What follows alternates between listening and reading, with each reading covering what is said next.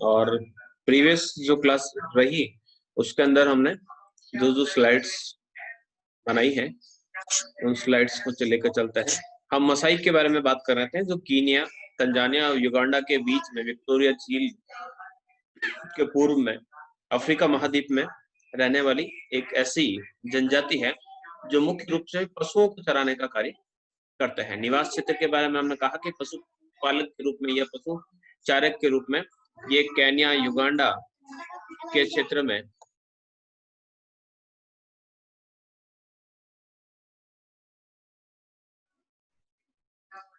Victoria झील के पूर्व में ये निवास करते हैं। क्षेत्र जो है इस प्रकार से हमने और एरिया इस प्रकार से हमने डिफाइन किया।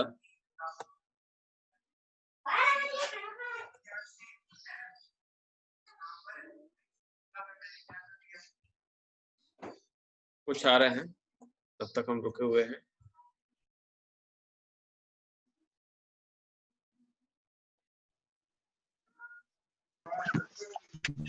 स्लाइड पर चलते हैं। हमने जलवायु के बारे में बात की। ऐसा क्षेत्र है तापांतर बहुत अधिक रहता है दिन का। जलवायु यहाँ की काफी उष्ण प्रकार की और बारिश बहुत कम रहती है। वनस्पति के मात्र नाम पर यहाँ पर कुछ घासें और बबूल के वृक्ष यहाँ पर देखने को मिलते हैं। इसके अलावा जो सवाना घास की जो मैदान है, सवाना ग्रासलैंड्स है, वो यहाँ पर पाए जाते हैं। शारीरिक संरचना के बारे में बात की थी। काफी लंबे होते हैं, हाथ पैर पतले व अंगुलियां काफी लंबी होती है। सिर पतला, नाक सीधी, लंबी और पतली, होठ कम मोटे, बाल बहुत कम होते हैं या घुंघराले होता है। एक और फैक्ट है यहाँ पर इस संबंध में कि यहाँ की जो महिलाएं होती हैं, महिलाएं अपना सिर मुड़ा देती हैं, बाल सिर पे नहीं रखती हैं। इसके पीछे कुछ सामाजिक कारण हो सकते हैं। मुख्य रूप से हम इन्हें निग्रोइड या मेडिटेरियन के रूप में से जानते हैं। मेडिटेरियन या निग्रोइड क्या होता है, ये आगे वाला जो चैप्टर रहेगा हमारा, जिसमें हम रेसिस को पढ़ेंगे, प्रजाति क्या होती है, उसके अंदर देखेंगे।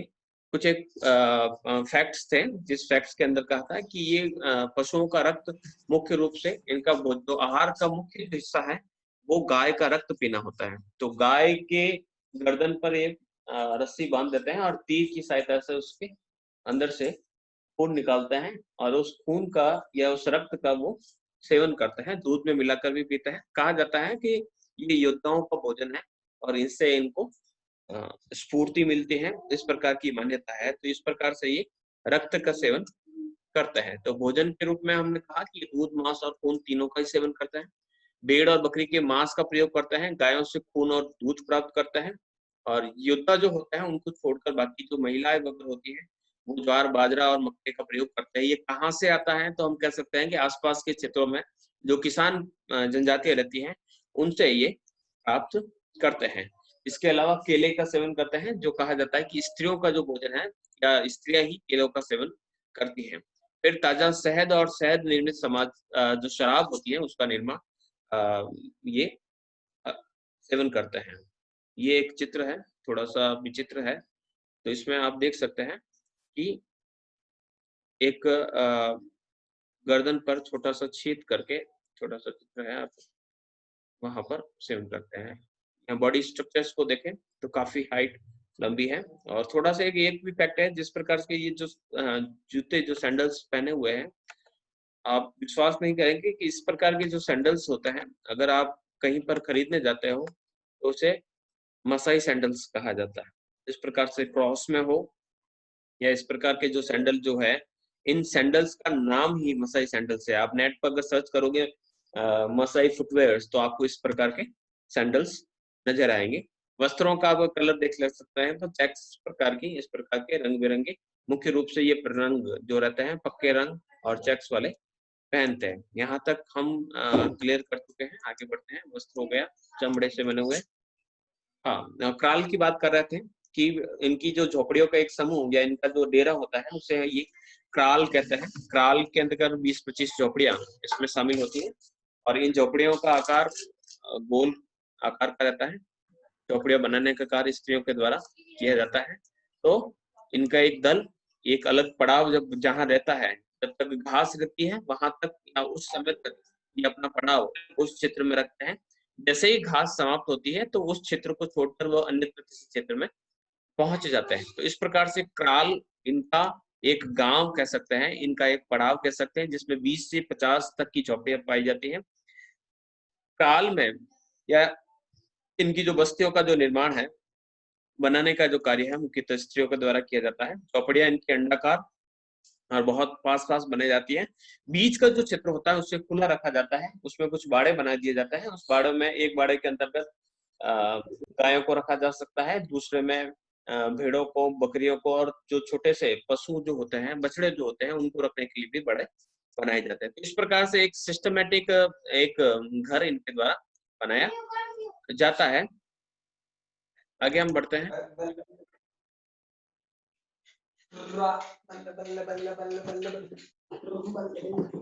बीच का स्थान खुला जिसमें पालतू जानवर रखे जाता है। बाड़ों में पशुओं को रखा जाता है ताकि जंगली जानवरों से रक्षा हो सके।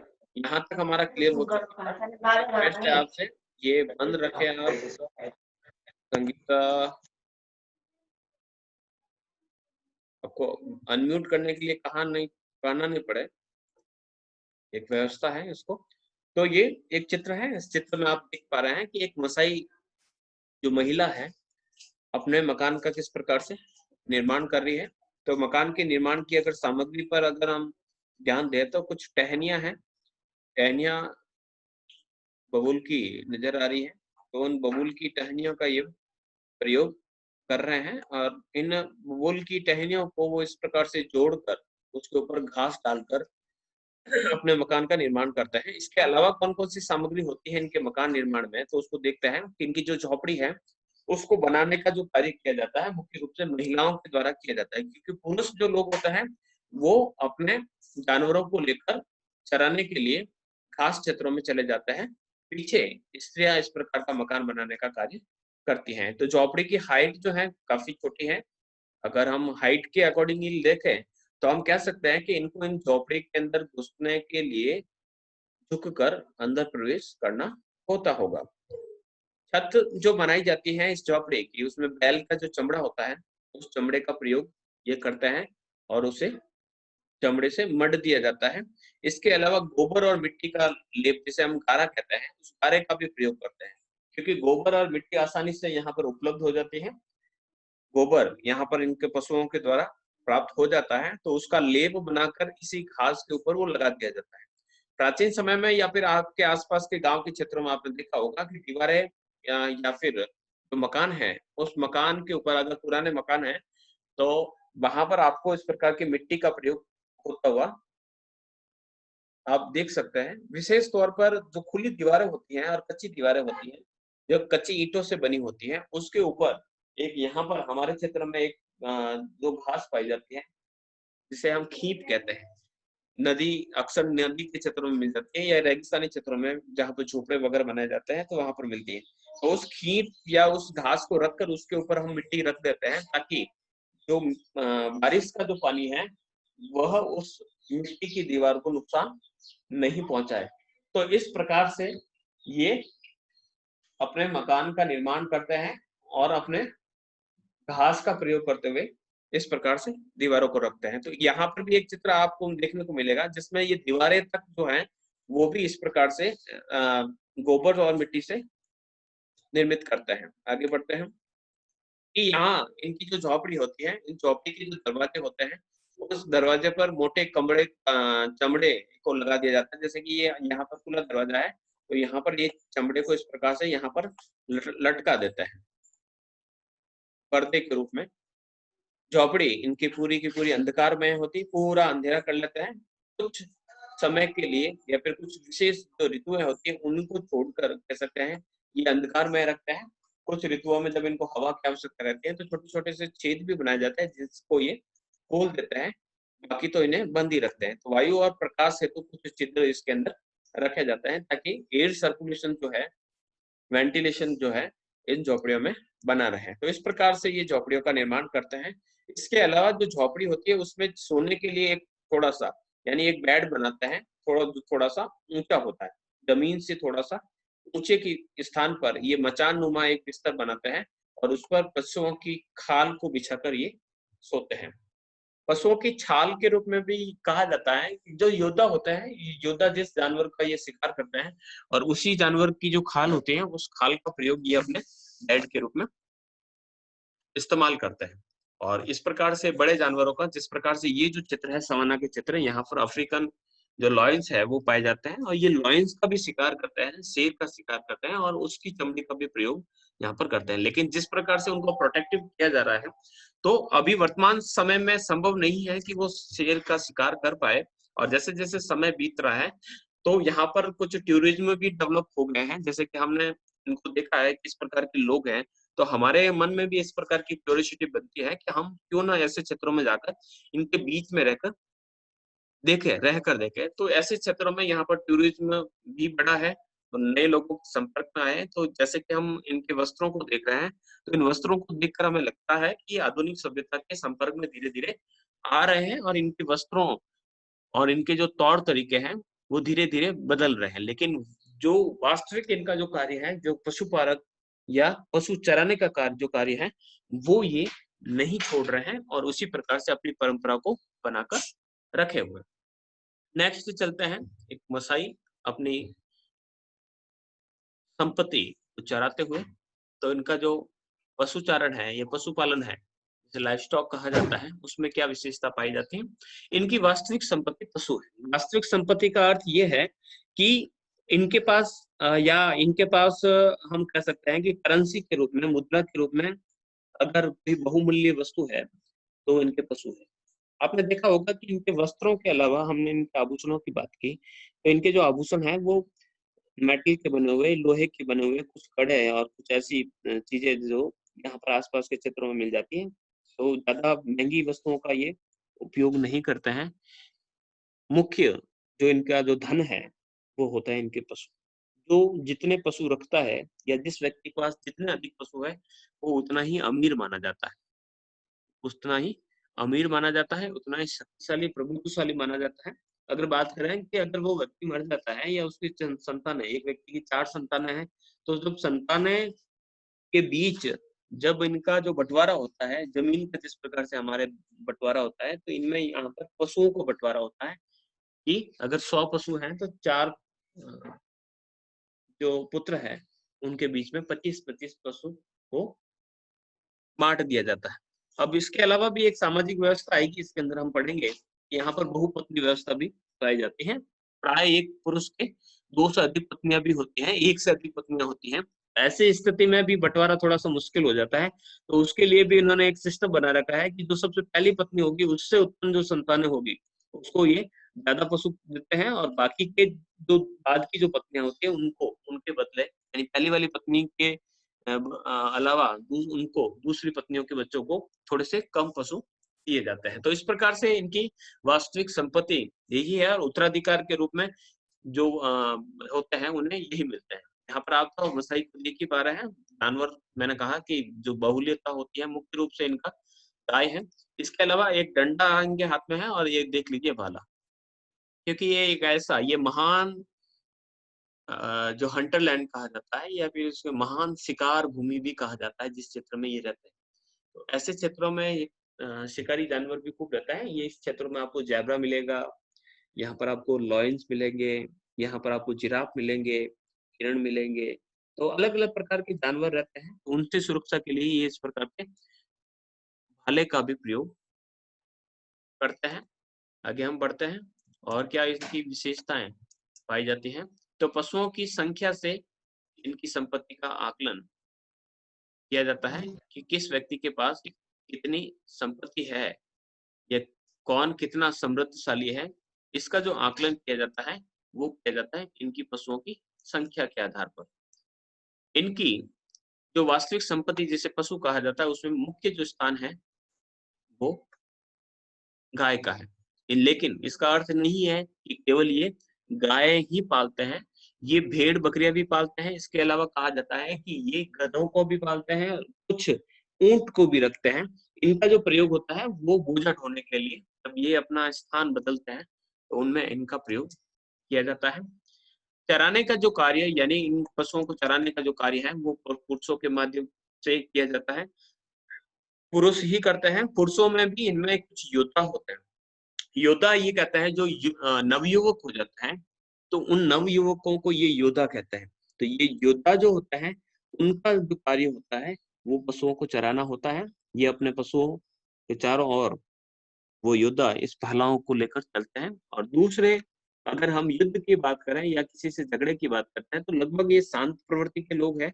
लेकिन अगर किसी दूसरे कबीले वालों से झगड़ा हो जाता है तो उससे निपटने का जो कार्य है वो ये योद्धा करते हैं। आगे बढ़ते हैं कि इनकी जो महिलाएं होती है वे दूध निकालने का कार्य करती हैं। दूध निकालने का समय सूर्यास्त और सूर्योदय से पूर्व, यानी अर्ली इन द मॉर्निंग, और सांझ ढलने से पहले पहले ये दूध निकालने का कार्य महिलाओं के द्वारा संपन्न किया जाता है। इसके अलावा दूसरे जो कार्य है, तो उस कार्य में देखें कि दूध निकालने के लिए ये किस प्रकार की व्यवस्था करते हैं कि इनका जो बर्तन होता है वो लौकी की तुम्बी, लौकी आप अच्छी तरीके से जानते होंगे, जो हम जिसे आल भी कहते हैं, लौकी, लौकी का जो कमंडल टाइप का जो हिस्सा होता है, उस हिस्से का प्रयोग ये दूध निकालने के लिए करते हैं। और उस पात्र को दूध निकालने से पहले गौमूत्र से पवित्र किया जाता है, उसे साफ किया जाता है। साफ करने के बाद ही उस बर्तन में दूध निकालने का कार्य किया जाता है। अपने पालतू पशु की ये कभी हत्या नहीं करते हैं, लेकिन अगर किसी प्राकृतिक रूप से किसी पशु की मृत्यु हो जाए तो उसके मांस का सेवन ये करते हैं। मारते नहीं है, लेकिन खून अवश्य पीते हैं, ये बात ना भूलें आप। कच्चे दूध का प्रयोग करते हैं, यानी दूध का कच्चा ही प्रयोग करते हैं और उसमें रक्त मिलाते हैं। रक्त मिलाकर भी उस दूध का प्रयोग करते हैं और उसका सेवन करते हैं। जो रोगी व्यक्ति होते हैं इनके समाज में, बीमार व्यक्ति, उन्हीं को दूध उबाल कर दिया जाता है। बाकी सभी कच्चे दूध का ही प्रयोग करते हैं। इनके द्वारा मक्खन का भी निर्माण किया जाता है।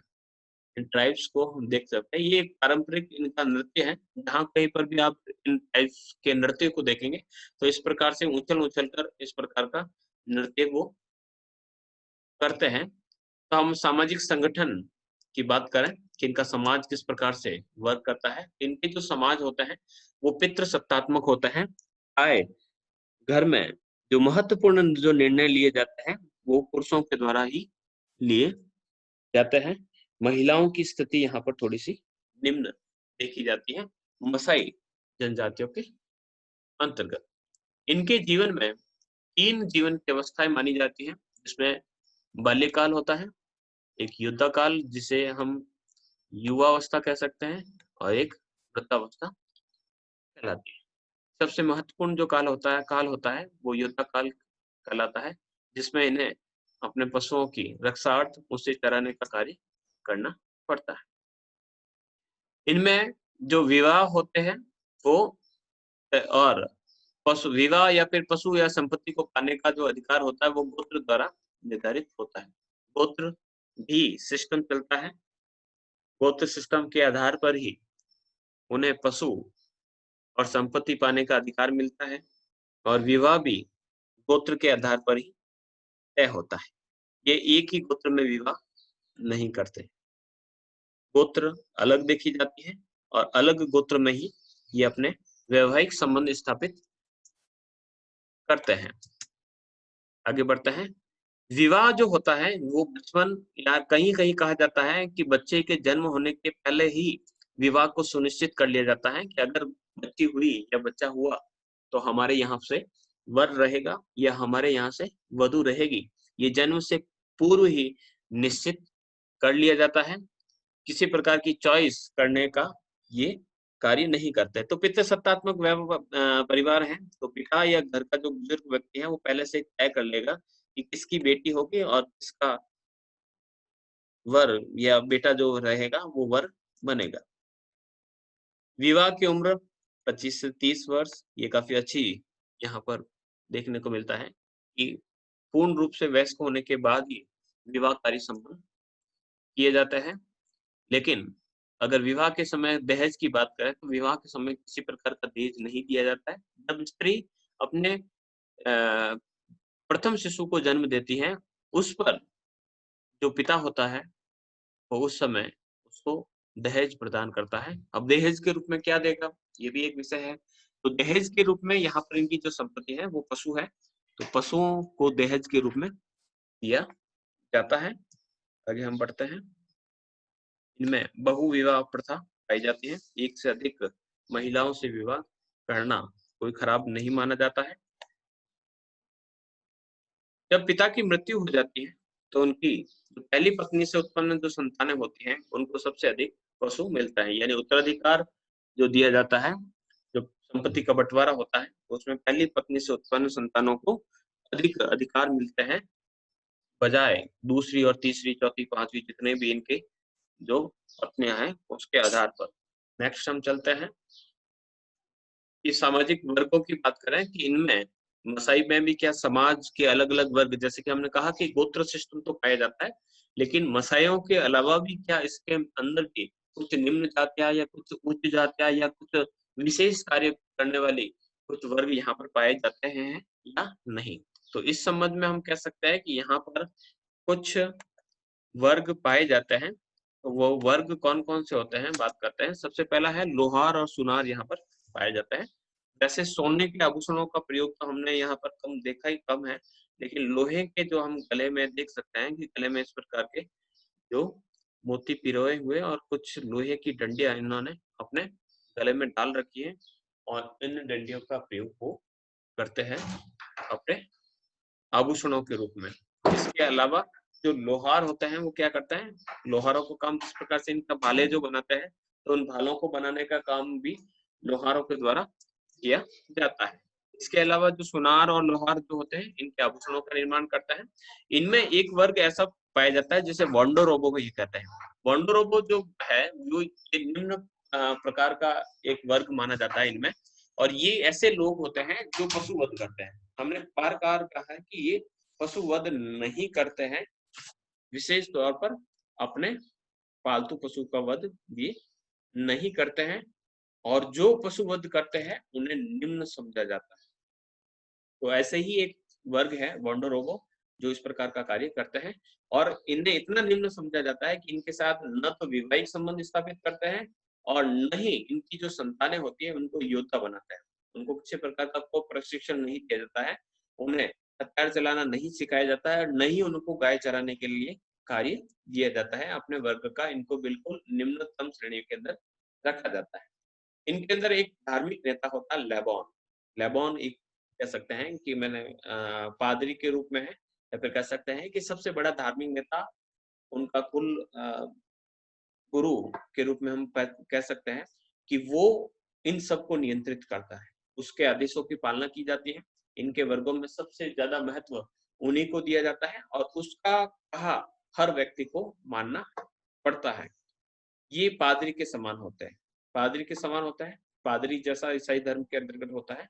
और कहा जाता है कि अभी जो वर्तमान स्थिति है तो लगभग लगभग जितने भी ये जो ट्राइब्स है उन्होंने ईसाई धर्म ग्रहण कर लिया है। लेबॉन जो होता है इनका जो धार्मिक नेता, उनके पास अदृश्य शक्तियां होती है। अदृश्य शक्तियां, ये मानते हैं कि लेबॉन जो है वो हमारा सबसे बड़ा धार्मिक नेता है। इस धार्मिक नेता के पास इतनी शक्तियां हैं कि वो भविष्यवाणी कर सकता है किसकी संतान होगी, पुरुष होगा, बालक होगा या बालिका होगी, वर्षा होगी या नहीं होगी, किसी बीमारी का इलाज ढूंढना हो तो भी यही भविष्यवाणी करते हैं। चरागाह कहाँ पर मिलेंगे, चरागाह का अर्थ है कि अगर इन्हें किसी क्षेत्र में अगर जाना है और जाने के बाद पशुओं को चराने के लिए अगर इन्हें सामान की जरूरत है, घास की जरूरत है, तो वो जो घास है वो घास क्षेत्र उन्हें कहाँ पर मिलेगा इसका भी निर्धारण वो करता है कि इस दिशा में जाइए, वहां पर आपको चरागाह मिलेगा। क्योंकि इनकी जो अर्थव्यवस्था है मुख्य रूप से पशुओं पर निर्भर है, और पशु जो निर्भर है वो चरागाहों पर। तो ये इस प्रकार से लेबॉन के आदेशों की पालना करते हैं। इसके अलावा इनका ईश्वर भी है जिसमें ये पूर्ण आस्था और विश्वास रखते हैं। उसको ये एंगाई के नाम से जानते हैं और उसकी पूजा करते हैं। अंधविश्वासी हैं और जादू टोना में विश्वास ये करते हैं।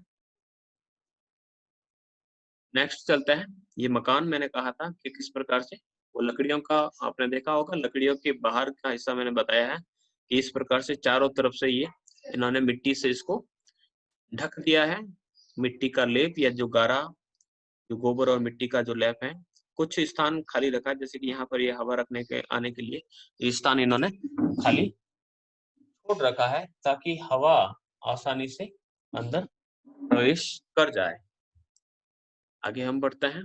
इसके अलावा कौन कौन सी महत्वपूर्ण तथ्य हैं जो इसके बारे में, इस जनजातियों के बारे में कहा जाता है। तो मसाई जनजाति के लोग किसी की मौत के बाद उसके शव को न तो दफनाते हैं और नहीं जलाते। एक विशेष प्रथा इनमें पाई जाती है, ये शव को खुले में छोड़ जाते हैं और उसके साथ कहा जाता है कि जो महत्वपूर्ण उसका जो प्रिय पशु होता है उसको भी वहां पर बांध जाते हैं, या फिर कह सकते हैं कि उसको उसकी भेंट चढ़ा देते हैं और उसकी उस पसंद की चीजें वहां पर रख देते हैं।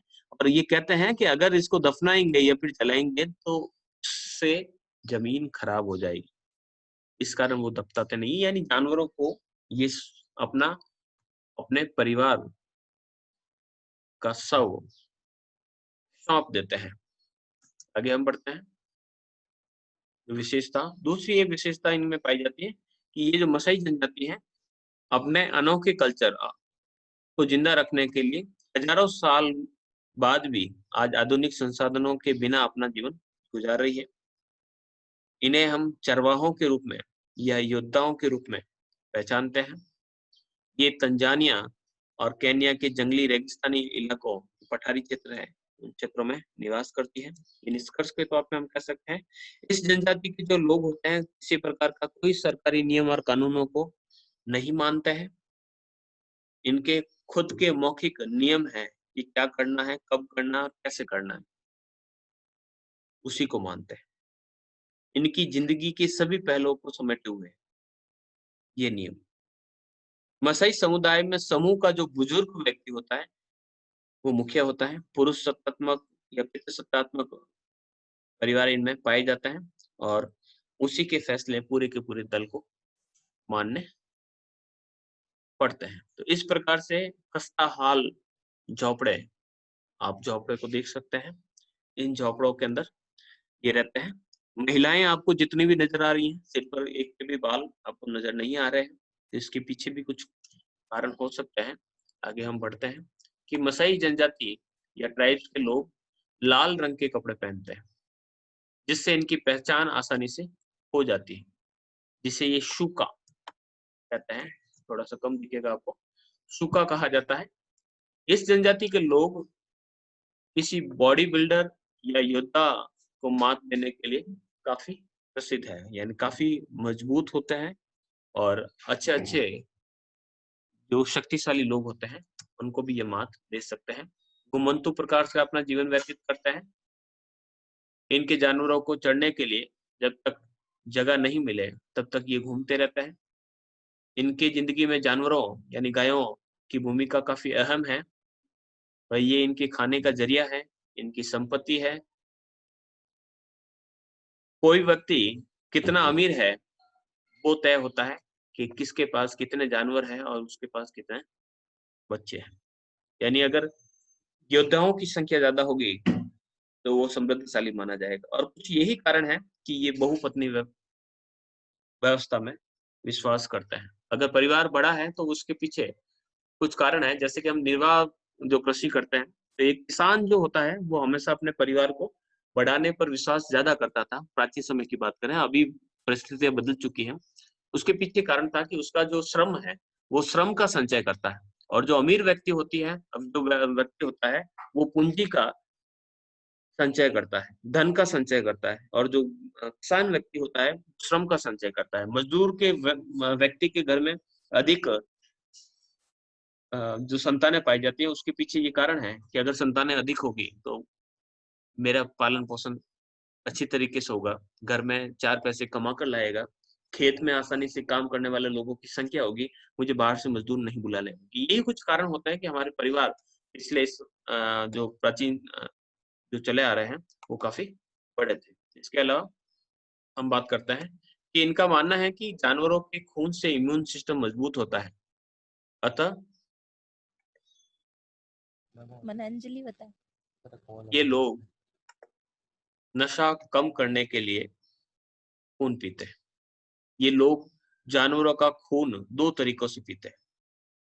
पहले तरीके मैंने बताया आपको कि गर्दन पर नाड़ी में छोटा-सा एक छेद कर लेते हैं और छेद करने के बाद उसमें से खून इकट्ठा किया जाता है। दूसरे तरीका जो एक बिल्कुल अलग है कि उसकी गर्दन को काटकर सीधा मुँह उस गर्दन पर लगा देते हैं।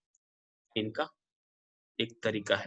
निष्कर्ष के तौर पर हम कह सकते हैं कि ये एक आत्मनिष्ठ समाज है, जिन्होंने अपनी परंपरा को बनाकर रखने में काफ़ी कुछ खोया है। बाह्य प्रकार के किसी भी प्रकार के सुधारों को ये स्वीकार नहीं करते हैं। स्त्रियों को काफ़ी हीन समझा जाता है। स्त्रियों का स्थान मजबूत नहीं है, उसके पीछे हम कह सकते हैं। इनमें स्त्रियों को बेचा भी जाता है। सिर के बाल नहीं रहने देते हैं और बहुपत्नी व्यवस्था को हम देखकर कह सकते हैं कि महिलाओं की स्थिति यहाँ पर अच्छी नहीं है। घर का काम, झोपड़ियाँ बनाना, दूध निकालना, हर प्रकार का कार्य महिलाओं के द्वारा ही किया जाता है। फिर कृषि अनुकूल व्यवस्था होने के बावजूद भी ये लोग पशुपालन से जुड़े हुए हैं। इस आधार पर हम कह सकते हैं कि ये अपने परंपरागत स्वरूप या परंपरागत तौर तरीकों को नहीं छोड़ना चाहते। तो इस प्रकार से ये पूरा का पूरा आपके अध्ययन रहता है। स्लाइड्स को एक बार मैं चला देता हूँ। मैं अवेलेबल करवाऊँगा, हालाँकि कोई स्लाइड देता नहीं है। काफ़ी मुश्किल से बनती है, काफ़ी समय भी लगता है इसे बनाने में। मैं आपको जल्दी-जल्दी इसको चला देता हूँ। बसाई को हमने पढ़ा, ये क्षेत्र, बसाई का